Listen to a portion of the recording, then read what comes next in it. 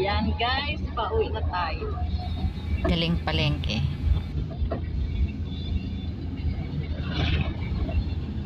Ito na nga mga may, ang ating napamalengke at tayo'y kauuwi lamang natin. Bumili tayo ng gulay, bigas. Ayan, nakabili tayo ng pinya, saka isda. Tayo'y magluluto na. Ayan mga mami, magluluto na tayo. Luto tayo ng ampalaya con carne. Iwan na tayo ng ampalaya.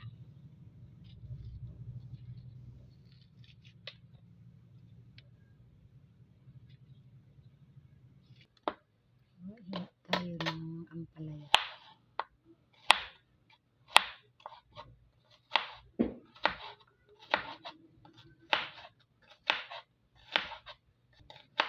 Ito ang ulam natin ngayong tanghali guys.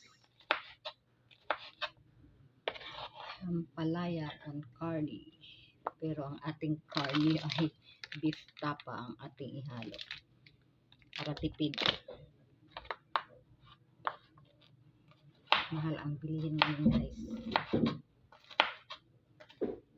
Kaya tipid-tipid lang. Yan na mga may nakasalang na ang ating beef sa ating ampalaya con carne.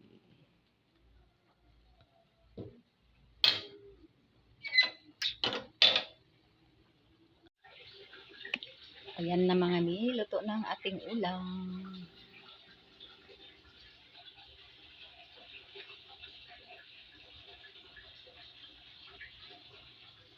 Ating sinaing. Ito na nga guys, at kumakain na tayo.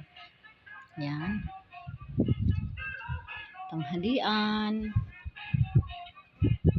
Natin pakita si Amdin ay